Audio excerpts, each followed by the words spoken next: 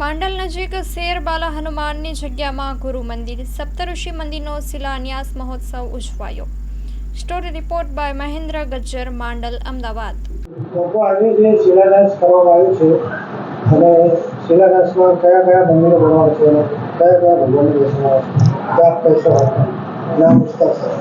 બાલા હનુમાનજી સેવા સંસ્થાનના પ્રાંગણમાં ગૌ સેવા, સંત સેવા, ભક્ત સેવા એ બધી જ સેવાઓ થઈ રહી છે. એના માધ્યમમાં આ ભૂમિમાં સદગુરુદેવ શ્રી બ્રહ્મચૈતન્યજી મહારાજે અહીં આગળ 114 વર્ષમાં નિર્વાણ પામ્યા.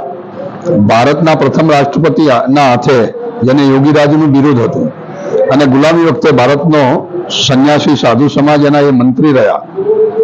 યોગીરાજનું બિરુદ જનેન્દ્રિયથી દૂધ ખેંચે અને કાઢે એવી યોગ સિદ્ધિ. 114 વર્ષે પણ એક પણ દાંત પડ્યો નહોતો. એ યોગનું બળ હતું. અને એવા ગુરુદેવ નિર્વાણ પામ્યા પછી એમની સમાધિ થઈ અને એ જ વખતે સંકલ્પ કરવામાં આવ્યો કે અહીંયા આગળ ગુરુ મંદિરની સ્થાપના કરવી. પણ ગુરુ મંદિરની સ્થાપનાની સાથે અહીંયા આગળ જગતગુરુ રામાનંદાચાર્યજી બિરાજમાન થશે, જગતગુરુ શંકરાચાર્યજી બિરાજમાન થશે.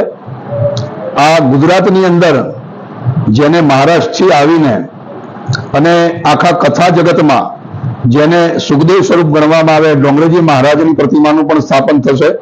સાથે ભાગવત વિદ્યાપીઠ સોલાનું જેને નિર્માણ કરાયું, અનેક ઋષિકુમારો તૈયાર કર્યા એવા કૃષ્ણશંકર દાદાને પણ અહીં બિરાજમાન કરાશે. આ પંથકમાં જેને ભક્તિની પહેલેજ જગાવી એવા રામાનંદ સરસ્વતી મહારાજની મૂર્તિ પ્રતિષ્ઠા પણ અહીં થશે. અને સાથે આ વિસ્તારને રામ રંગે રંગ્યા છે એવા ખાખી બાપુને પણ અહીં બિરાજમાન કરાય. એટલે સપ્તર્ષિઓ અહીં બિરાજમાન થશે. ઋષિ પંચમી આદિ અહીંયા આગળ મેળો ભરાય અને સપ્તર્ષિઓના દર્શન બધા કરે એવી ભાવના સાથે અહીંયા આગળ 30-35 લાખ ઉપરથી વધારે રકમનું અહીં આગળ મ્યુનિસિપાલપુરમાં આ મંદિર નિર્માણ થઈ રહ્યું છે. અને એ મંદિરનો રંગે ચંગે પાછો પ્રાણ પ્રતિષ્ઠા ઉત્સવ આપ સૌને બોલાવીને પણ અમે ઉજવીશું. જય સિયારામ. ગણતરી એવી છે કે એક વર્ષ પૂરું થતા થઈ જશે.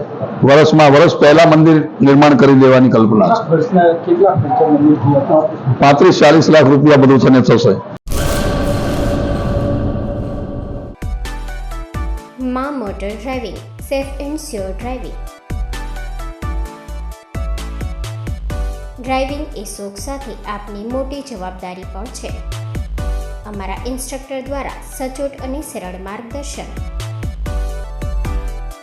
આપની રોજની તાલીમની માહિતી મેળવીને શું અધુરાશ છે એના ઉપર પૂરું ફોકસ કરાય છે.